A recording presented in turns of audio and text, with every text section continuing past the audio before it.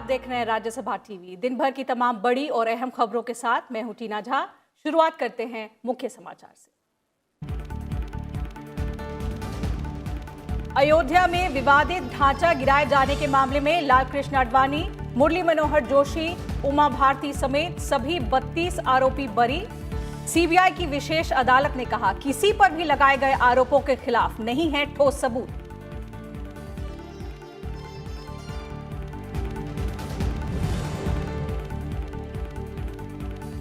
प्रधानमंत्री नरेंद्र मोदी ने हाथरस सामूहिक दुष्कर्म को लेकर मुख्यमंत्री योगी आदित्यनाथ से की बात। दोषियों के खिलाफ सख्त कार्रवाई करने को कहा। 3 सदस्यमय जांच टीम के गठन का निर्देश।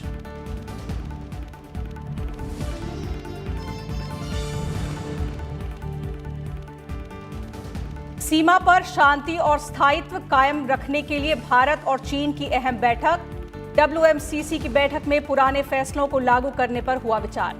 स्थानीय स्तर पर सामान्य स्थिति बहाल करने के लिए सेना के वरिष्ठ कमांडरों की जल्द होगी बैठक।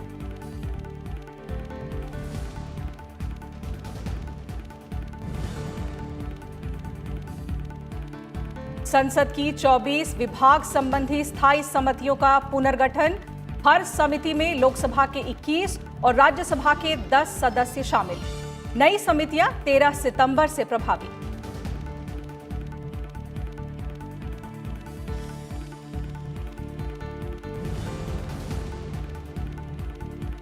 और सतह से सतह तक मार करने वाली सुपरसोनिक क्रूज मिसाइल ब्रह्मोस का सफल परीक्षण।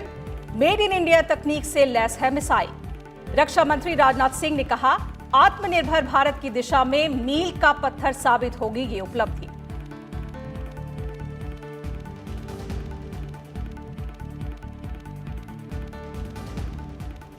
शुरुआत आज की सबसे बड़ी खबर से।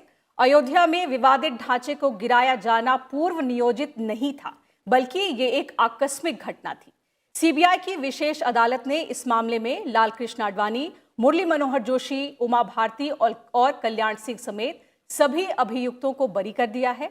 अदालत ने फैसला सुनाते हुए कहा कि सीबीआई की ओर से लगाए गए आरोपों के खिलाफ ठोस सबूत नहीं है। इस घटना को कुछ अराजक तत्वों ने अंजाम दिया था। सीबीआई की विशेष अदालत ने 6 दिसंबर 1992 को अयोध्या में विवादित ढांचा गिराए जाने के मामले में बुधवार को फैसला सुनाया और 28 साल चले मामले में सबूतों के अभाव में सभी आरोपियों को बरी कर दिया। कोर्ट ने फैसला सुनाते हुए कहा कि ढांचा विध्वंस की घटना सुनियोजित साजिश नहीं थी, ये एक आकस्मिक घटना थी। कोर्ट ने कहा कि सभी आरोपियों के खिलाफ कोई पुख्ता सबूत नहीं है। कोर्ट ने कहा सब लोग बाइज्जत बरी हो गए, छूट गए, किसी का आरोप सिद्ध नहीं हुआ। इन लोगों के षड्यंत्र में कोई सहभागिता नहीं थी। सदा सहता के साथ इन्होंने वहां पे सांकेतिक कार सेवा कराने का पूरा प्रयास किया और जो वर्ग वहां पे कुछ मुट्ठी भर लोग तोड़फोड़ की कार्रवाई में जुट गए थे, उनका इन लोगों से कोई संबंध नहीं है। अयोध्या में विवादित ढांचा विध्वंस केस में कुल 49 आरोपी थे, लेकिन 17 आरोपियों की सुनवाई के दौरान मौत हो चुकी है। कोर्ट ने लालकृष्ण आडवाणी, मुरली मनोहर जोशी, उमा भारती, कल्याण सिंह, विनय कटियार और साक्षी महाराज समेत 32 आरोपियों को साक्ष्य के अभाव में बरी कर दिया। स्पेशल कोर्ट का आज का जो निर्णय हुआ है वह अत्यंत महत्वपूर्ण है और हम सब के लिए बहुत खुशी का प्रसंग है। इससे हम सब प्रसन्न हैं, देश प्रसन्न है और मैं ऐसा समझता हूं कि इसके बाद ये विवाद समाप्त होना चाहिए। फैसला आने के बाद रक्षा मंत्री राजनाथ सिंह ने ट्वीट कर फैसले पर संतोष जताया। उन्होंने ट्वीट किया कि इस निर्णय से यह साबित हुआ है कि देर से ही सही मगर न्याय की जीत हुई है। 6 दिसंबर 1992 को अयोध्या में विवादित ढांचा गिराया गया था। दिसंबर 1992 में इस मामले में 2 एफआईआर दर्ज की गई थी। अक्टूबर 1993 में सीबीआई ने इस मामले में चार्जशीट दाखिल की थी। रविंद्र सिंह शेवरान, राज्यसभा टीवी। हाथरस घटना की जांच विशेष जांच दल करेगा। उत्तर प्रदेश सरकार ने घटना की जांच के लिए 3 सदस्यों के विशेष जांच दल का गठन किया है। इसकी अध्यक्षता राज्य के गृह सचिव भगवान स्वरूप करेंगे और ये दल 7 दिन के अंदर रिपोर्ट सौंपेगा। प्रधानमंत्री नरेंद्र मोदी ने हाथरस सामूहिक दुष्कर्म घटना को लेकर उत्तर प्रदेश के मुख्यमंत्री योगी आदित्यनाथ से बातचीत की। प्रधानमंत्री ने दोषियों के खिलाफ सख्त कार्रवाई करने को कहा है। मुख्यमंत्री योगी आदित्यनाथ ने ट्वीट कर जानकारी दी कि इस घटना के सभी 4 आरोपियों को पुलिस ने गिरफ्तार कर लिया है और इस मामले की सुनवाई फास्ट ट्रैक कोर्ट में की जाएगी। पीड़ित लड़की के साथ 14 सितंबर को हाथरस जिले में एक गांव में 4 लोगों ने सामूहिक दुष्कर्म किया था। 15 दिन बाद कल उसने दिल्ली में इलाज के दौरान दम तोड़ दिया। प्रकरण की जांच के लिए शासन ने एक उच्च स्तरीय SIT का गठन किया है, जिसका नेतृत्व गृह सचिव भगवान स्वरूप कर रहे हैं और उनकी सहायता के लिए एक DIG स्तर का अधिकारी और एक अन्य अधिकारी लगाए गए हैं, SP स्तर के अधिकारी, और वो महिला अधिकारी लगाई गई हैं। संसद की विभाग संबंधी स्थायी समितियों का 2020-21 के लिए पुनर्गठन हो गया है। नई समितियां 13 सितंबर से प्रभावी मानी जाएंगी।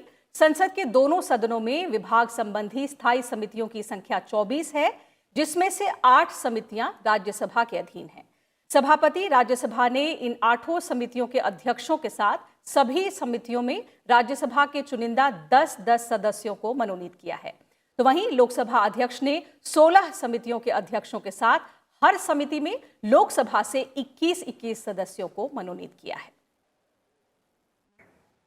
राज्यसभा के तहत वाणिज्य संबंधी स्थायी समिति का अध्यक्ष वी विजयसाई रेड्डी को बनाया गया है, जबकि स्वास्थ्य और परिवार कल्याण संबंधी स्थायी समिति का अध्यक्ष प्रोफेसर रामगोपाल यादव, गृह कार्य संबंधी समिति का अध्यक्ष आनंद शर्मा, मानव संसाधन विकास संबंधी स्थायी समिति का अध्यक्ष डॉक्टर विनय पी सहस्त्रबुद्धे, उद्योग संबंधी समिति का अध्यक्ष डॉक्टर के केशव राव, विज्ञान प्रौद्योगिकी और पर्यावरण वन और जलवायु परिवर्तन संबंधी स्थायी समिति के अध्यक्ष जयराम रमेश को बनाया गया है। कार्मिक, लोक शिकायत और विधि और न्याय संबंधी समिति का अध्यक्ष भूपेंद्र यादव और परिवहन, पर्यटन और संस्कृति संबंधी समिति का अध्यक्ष TG वेंकटेश को बनाया गया है। वाणिज्य संबंधी स्थायी समिति में राज्यसभा से प्रियंका चतुर्वेदी, रूपा गांगुली, सुशील कुमार गुप्ता, मल्लिकार्जुन खड़गे, जुगल सिंह माथुर जी लोखंडवाला, ओम प्रकाश माथुर, मौसम नूर, दीपक प्रकाश और वायालाल रवि को सदस्य बनाया गया है। वहीं प्रोफेसर रामगोपाल यादव की अध्यक्षता वाली स्वास्थ्य और परिवार कल्याण संबंधी समिति में राज्यसभा से AK एंटनी, इंदु बाला गोस्वामी, डॉक्टर L हनुमंतैया, सुरेश प्रभु, डॉक्टर शांतनु सेन, वशिष्ठ नारायण सिंह, K सोम प्रकाश, डॉक्टर सुब्रमण्यम स्वामी और संपतिया उइके शामिल हैं। आनंद शर्मा की अध्यक्षता वाली गृह कार्य संबंधी समिति में SR Balasubramaniam, P Bhattacharya, doctor Anil Jain, Satish Chandra Mishra, Neeraj Shekhar, Ramchandra Prasad Singh, Rakesh Sinha, Dinesh Trivedi और भूपेंद्र यादव शामिल हैं। डॉक्टर विनय पी सहस्त्रबुद्धे की अध्यक्षता वाली मानव संसाधन विकास संबंधी स्थायी समिति में राज्यसभा से Arpita Ghosh, Bhubaneswar Kalita, Vishambar Prasad Nishad, doctor Sasmit Patra, Jyotiraditya M Scindia, Gopal Narayan Singh, Akhilesh Prasad Singh, doctor M थम्बीदुराई और GK वासन शामिल हैं।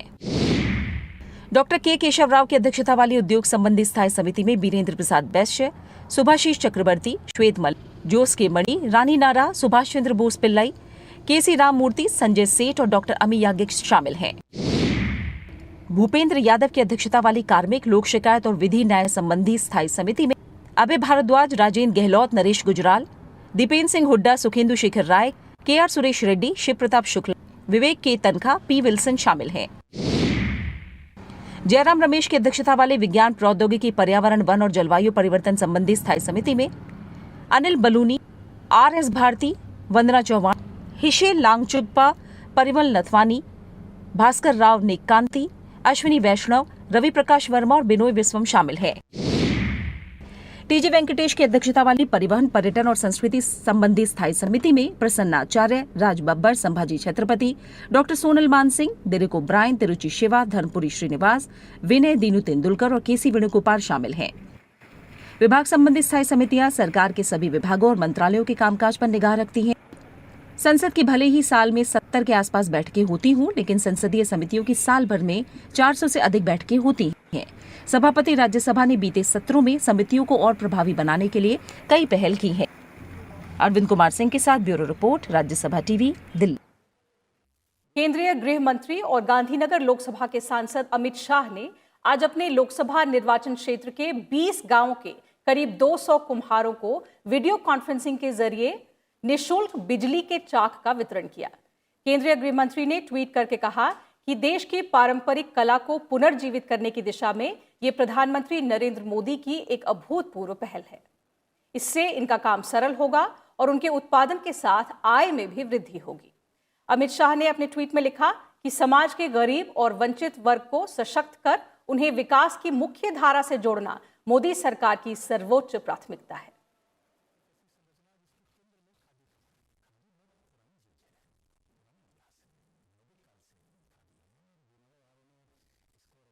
एक अक्टूबर को दिल्ली, पंजाब, हरियाणा, उत्तर प्रदेश और राजस्थान के पर्यावरण मंत्रियों की बैठक होगी। बैठक में 5 राज्यों और केंद्र शासित प्रदेशों के पर्यावरण मंत्रियों और पर्यावरण सचिवों के अलावा राज्य प्रदूषण नियंत्रण बोर्ड के प्रमुख, एनडीएमसी जैसे निगम निकायों के प्रमुख भी उपस्थित होंगे। ये बैठक वर्चुअल तौर पर आयोजित की जाएगी। केंद्रीय पर्यावरण मंत्री प्रकाश जावड़ेकर ने कहा कि दिल्ली, हरियाणा, पंजाब, यूपी और राजस्थान में प्रदूषण 2 से 3 महीने तक रहता है, जिसका एक भौगोलिक कारण भी है। उन्होंने कहा कि प्रदूषण रोकथाम के लिए कई उपाय किए गए हैं। उन्होंने कहा कि वायु प्रदूषण राज्य की सीमाओं के अनुरूप नहीं, बल्कि एयर शेड के अनुसार प्रभावित करते हैं, जिससे दिल्ली, गाजियाबाद, नोएडा, फरीदाबाद, गुरुग्राम और अन्य शहर प्रभावित होते हैं। पर्यावरण मंत्री ने कहा कि सभी एजेंसियों को 2016 में लघु, मध्यम और दीर्घकालिक योजनाएं दी गई थी, जिसकी बैठक में समीक्षा की जाएगी।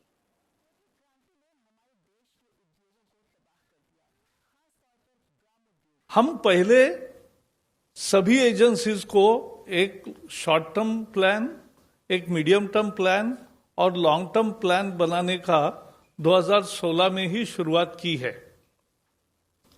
उस प्लान के मुताबिक क्या क्या काम हुआ उसका रिव्यू किया जाएगा। सीपीसीबी की 50 टीमें तैयार होती है और 15 अक्टूबर से वो स्पॉट्स पर जाके जहां शिकायत आती है वहां की स्थिति देखकर क्या तुरंत सुधार करने चाहिए वो बताती है। पिछले 2 साल जो उन्होंने काम किया है उसका भी रिव्यू इस मीटिंग में होगा।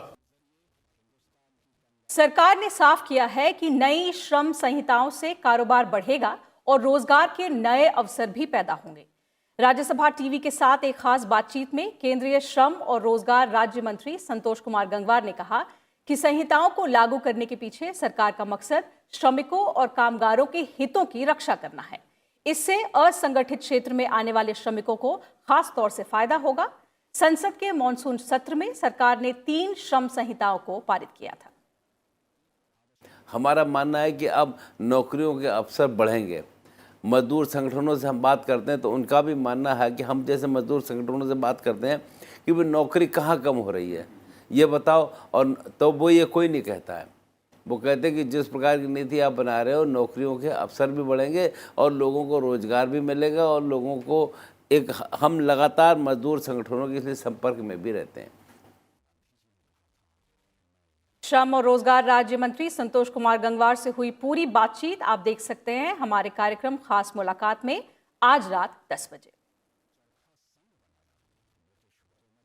एक छोटे से ब्रेक के लिए रुक रहे हैं, जल्द लौटेंगे, आप बने रहिए हमारे साथ।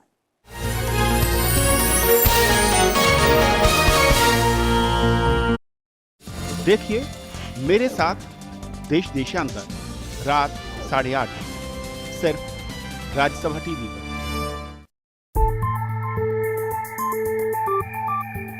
आयुष्मान भव में इस बार बात कोविड-19 और आंखों की बीमारियों की।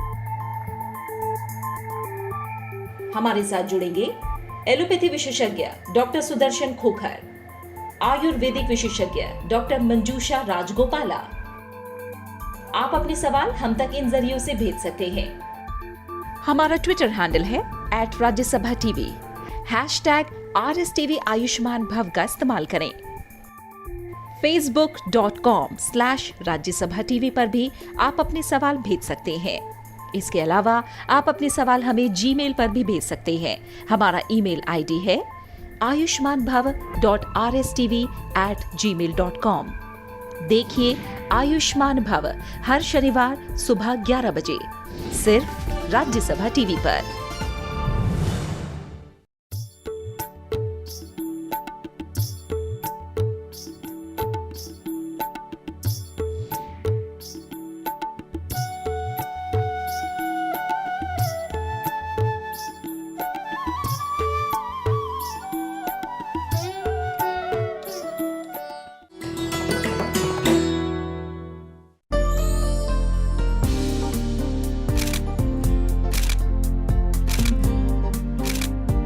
चिल्का, दुनिया की दूसरी सबसे बड़ी समुद्री झील। ओडिशा में पुरी से करीब 50 किलोमीटर दूर। सूर्योदय और सूर्यास्त के वक्त यहाँ होता है बेहद खूबसूरत नजारा। इसीलिए संयुक्त राष्ट्र विश्व पर्यटन संगठन ने इसे डेस्टिनेशन फ्लाई वे के नाम से पुकारा। 1100 वर्ग किलोमीटर इलाके में फैली चिल्का है लाखों प्रवासी पक्षियों का बसेरा। इसके खारे पानी में रहती हैं 225 तरह की मछलियां, हजारों जलीय वनस्पति और जीव जंतुओं की 800 से ज्यादा प्रजातियां।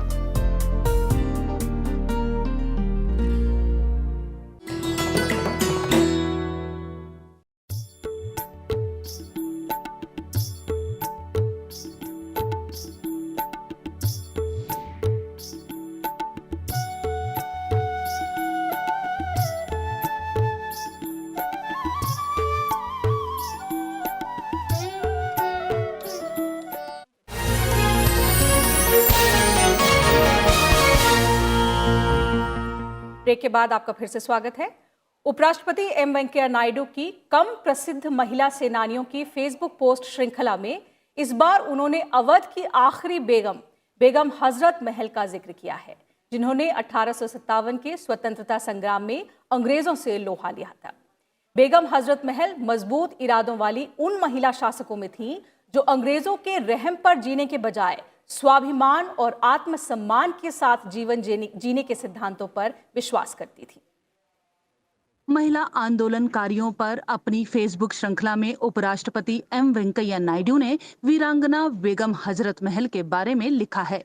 अवध के शायर नवाब वाजिद अली शाह से विवाह और नवाब के वारिस को जन्म देने के बाद उन्हें हजरत महल का खिताब दिया गया। उपराष्ट्रपति लिखते हैं कि 1856 में ईस्ट इंडिया कंपनी के अवध पर कब्जा करने के बाद नवाब को निर्वासित कर कलकत्ता भेज दिया गया, लेकिन उनकी बेगम हजरत महल अंग्रेजों की गुलामी के लिए तैयार नहीं थी। उन्होंने अपने बेटे के साथ लखनऊ में ही रुककर जनता के साथ मिलकर लड़ने का फैसला किया। कहा जाता है कि उनके युद्ध कौशल और नेतृत्व के कारण अवध का अधिकांश हिस्सा अंग्रेजों से छीन लिया गया और अंग्रेज सिर्फ लखनऊ की रेजिडेंसी तक सीमित रह गए। अपने शासन के दौरान उन्होंने हिंदू और मुसलमानों के बीच सौहार्द और एकता का खास ख्याल रखा। साथ ही महिलाओं को प्रेरित कर उनकी अलग टुकड़ी का गठन किया। जल्द ही दिल्ली के बाद अंग्रेजों ने लखनऊ पर हमला कर दिया और कई भीषण संघर्षों के बाद पराजय निश्चित लगने पर बेगम ने अपने साथियों के साथ नेपाल के जंगलों की ओर कूच कर दिया। अपने जीवन के आखिरी 2 दशक उन्होंने नेपाल में शरणार्थी के रूप में गुजारे। अंग्रेजों ने उन्हें मोटी पेंशन और सुविधाओं का प्रलोभन देकर वापस बुलाना चाहा, लेकिन उन्होंने कहा कि उन्हें केवल एक आजाद अवध के सिवाय कुछ भी नहीं चाहिए। वापस लौटने के सारे प्रयास विफल रहने के बाद 1879 में नेपाल में देहांत हो गया। उनका मकबरा आज भी काठमांडू में स्थित है। Bureau report, Rajya Sabha TV. कल से शुरू हो रहा त्योहारी महीना अक्टूबर अपने साथ कई बदलाव भी ला रहा है। इनमें से कई बदलाव ऐसे हैं जिनका संबंध सीधे आपकी जेब से है। आम लोगों को ज्यादा से ज्यादा फायदा पहुंचाने के मकसद से कई नियमों और कानूनों में संशोधन किया गया है, जिनमें मोटर वाहन अधिनियम, खाद्य सुरक्षा से जुड़े नियमों में बदलाव किया गया है। साथ ही स्वास्थ्य बीमा योजना में भी कुछ सुधार किए गए हैं। क्या हैं ये नए संशोधन? आइए देखते हैं इस रिपोर्ट में। देश में जारी कोरोना संकट के बीच 1 अक्टूबर से रोजमर्रा की कई चीजें बदल रही हैं। अब आपकी ड्राइविंग लाइसेंस, आरसी रखने की टेंशन खत्म हो जाएगी। दुकानदार पुरानी मिठाई नहीं बेच सकेंगे। 1 अक्टूबर से देश के बाहर पैसा भेजने पर टीसीएस कटेगा। साथ ही बैंकिंग और मोटर वाहन सहित अन्य नियमों में बदलाव होने जा रहे हैं। 1 अक्टूबर से मोटर वाहन नियम, रसोई गैस और उज्ज्वला योजना समेत कई नियम बदल रहे हैं। आइए इन्हें जान लेते हैं। केंद्र सरकार ने मोटर वाहन नियम 1989 में संशोधन किया है। अब सूचना प्रौद्योगिकी पोर्टल के माध्यम से ड्राइविंग लाइसेंस और ई चालान सहित वाहन संबंधी दस्तावेजों का रखरखाव किया जाएगा। सड़क और परिवहन मंत्रालय ने कहा है कि वाहन दस्तावेजों के निरीक्षण के दौरान इलेक्ट्रॉनिक माध्यम से वैध पाए गए वाहनों के दस्तावेजों के बदले भौतिकी दस्तावेजों की मांग नहीं की जाएगी। साथ ही लाइसेंसिंग प्राधिकरण द्वारा अयोग्य या निरस्त किए गए ड्राइविंग लाइसेंस का विवरण पोर्टल में रिकॉर्ड किया जाएगा। नए नियमों में इस बात का भी प्रावधान किया गया है कि गाड़ी चलाते समय सिर्फ रूट नेविगेशन के लिए हाथ में मोबाइल या इसके जैसे डिवाइस का इस्तेमाल किया जा सकता है, लेकिन ड्राइविंग के दौरान फोन पर बात करने की छूट नहीं है। वहीं एक दूसरा बदलाव खाद्य सुरक्षा को लेकर है, जिसके नए नियमों के तहत दुकानों में मिठाइयों की सजी थालियों पर बेस्ट बिफोर हलवाइयों के लिए लिखना अनिवार्य होगा। हालांकि मिठाइयां तैयार करने की तारीख थाली पर लिखना अनिवार्य नहीं होगा, क्योंकि भारतीय खाद्य संरक्षा एवं मानक प्राधिकरण ने इसे विनिर्माताओं की इच्छा पर छोड़ दिया है। साथ ही सरकार ने सरसों के तेल में किसी भी अन्य खाद्य तेल की मिलावट पर 1 अक्टूबर से रोक लगा दी है, यानी लोगों को अब शुद्ध सरसों का तेल मिलेगा। डिजिटल धोखाधड़ी पर अंकुश लगाने के लिए रिजर्व बैंक ने एक नया नियम लागू किया है, जिसके तहत यूजर्स को अपने डेबिट और क्रेडिट कार्ड्स के लिए लिमिट सेट करनी होगी। जितनी लिमिट सेट होगी, आप उतना ही पैसा निकाल सकते हैं, मगर ये लिमिट बैंक की ओर से दी गई सीमा के अंदर ही होनी चाहिए। कार्ड होल्डर्स ये limit net banking, mobile banking या फिर बैंक एटीएम जाकर तय कर सकते हैं। वहीं स्वास्थ्य बीमा से जुड़े नियमों में भी बदलाव किया गया है। अब बीमाधारक किस्तों में प्रीमियम का भुगतान कर सकेंगे। इसके साथ कई नई बीमारियां अब पॉलिसी में कवर होंगी। वहीं अगर आप विदेश पैसा भेजते हैं तो नए नियमों के मुताबिक 7 लाख से ऊपर की रकम पर 5% टैक्स देना होगा। Bureau report, Rajya Sabha TV. Corona संक्रमण से हाल के दिन में स्वस्थ होने वालों का औसत 90,000 तक पहुंच गया है। वहीं रिकवरी रेट 83.33% हो गया है। कई राज्यों और केंद्र शासित प्रदेशों में एक दिन में स्वस्थ होने वाले लोगों की संख्या नए संक्रमित होने वाले लोगों की संख्या से कई अधिक है।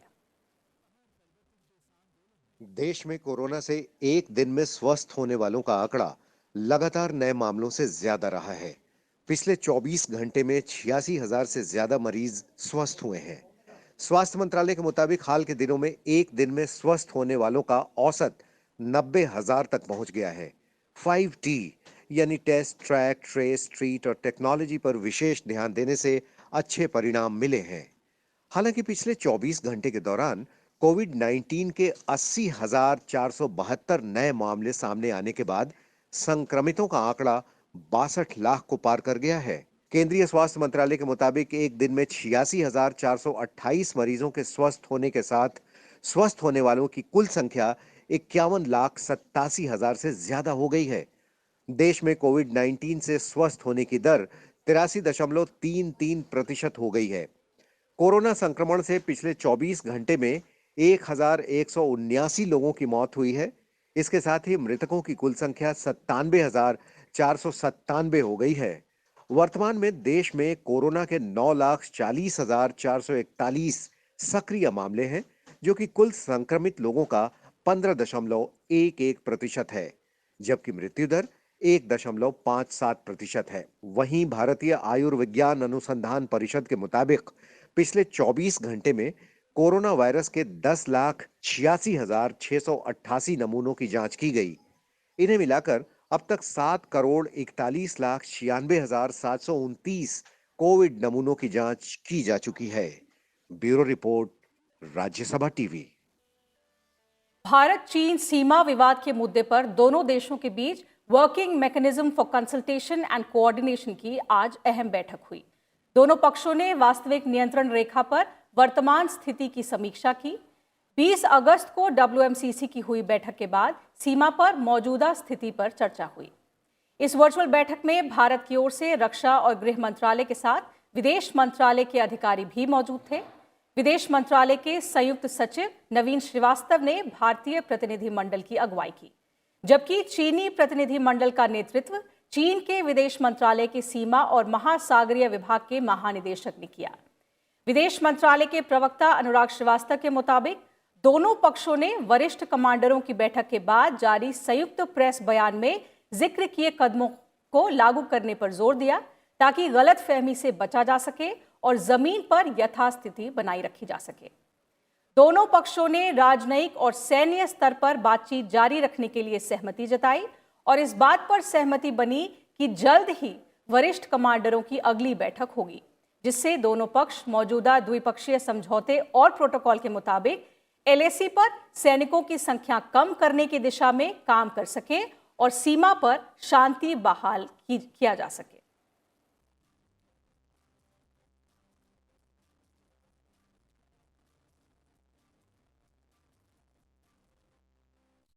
और अब बात रक्षा क्षेत्र में देश की बढ़ती ताकत की करते हैं। स्वदेशी बूस्टर और एयरफ्रेम सेक्शन के साथ ही कई अन्य मेड इन इंडिया उप प्रणालियों से लैस सतह से सतह तक मार करने वाली सुपरसोनिक क्रूज मिसाइल ब्रह्मोस का ओडिशा में ITR बालासोर से सफल परीक्षण किया गया। आत्मनिर्भर भारत के संकल्प को मजबूती देने वाले कदम के तहत रक्षा क्षेत्र के लिए यह सफल परीक्षण काफी मायने रखता है। ये मिसाइल 400 किलोमीटर तक वार करने में सक्षम है। इस टेस्ट के लिए मिसाइल को देसी बूस्टर से लक्ष्य पर दागा गया। ये ब्रह्मोस सुपरसोनिक मिसाइल के एक्सटेंडेड रेंज वर्जन का दूसरा सफल परीक्षण है। रक्षा मंत्री राजनाथ सिंह ने इस उपलब्धि पर खुशी जताई। उन्होंने रक्षा अनुसंधान एवं विकास संगठन को ब्रह्मोस सुपरसोनिक क्रूज मिसाइल के सफल परीक्षण के लिए बधाई भी दी। रक्षा मंत्री ने कहा कि यह उपलब्धि आत्मनिर्भर भारत की दिशा में एक मील का पत्थर साबित होगा।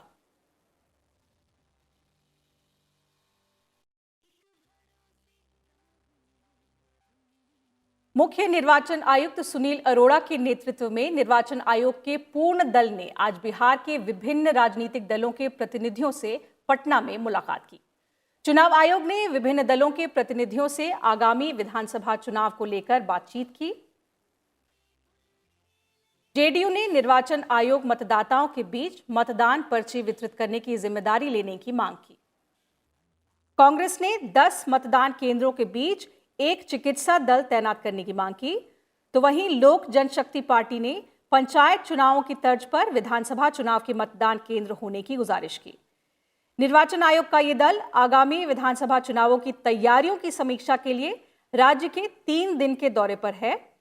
चुनाव आयोग के इस दल ने कल बिहार के मुख्य निर्वाचन अधिकारी और नोडल अधिकारियों के साथ समीक्षा बैठक की थी।